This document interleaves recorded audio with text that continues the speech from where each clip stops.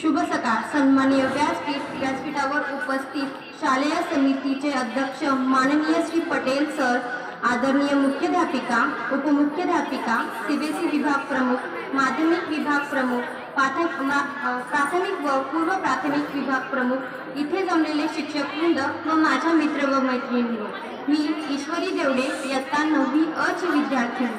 सर्वप्रथम तुम्हा सर्वांना आषाढी एकादशीच्या मनपूर्वक शुभेच्छा.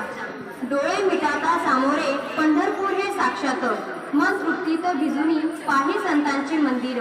पहिली पाहिली नामदेव, दुसरी असे कुंभार, एकनाथ झाले द्वार, संगे उभे तुकाराम.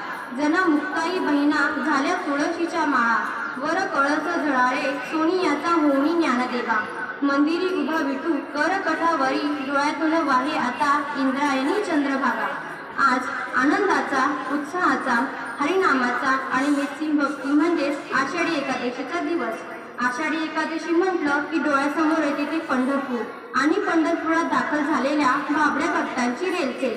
महाराष्ट्र ही संतांची भूमी आहे. वर्षभरात एकूण 24 एकादशी असतात, मात्र त्यापैकी आषाढी एकादशीचे अनन्यसाधारण महत्त्व आहे.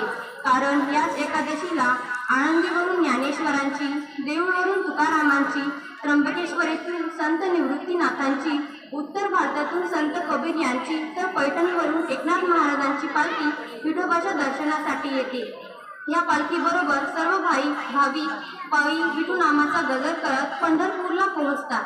वारकऱ्यांची परंपरा वेगवेगळ्या पद्धतीने सांगितली जाते.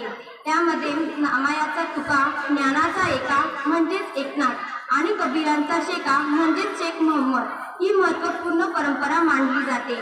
वारकरी संप्रदायात जातीभेद विरोध, क्षमता, बंधुतेला प्राधान्य, बोलीभाषेचा पुरस्कार, नीतिमत्ता असणाऱ्या आचरणाला मानणं, स्त्रीविषयी आदर, दृष्टिकोन, अंधश्रद्धा विरोध ही वैशिष्ट्ये आहेत.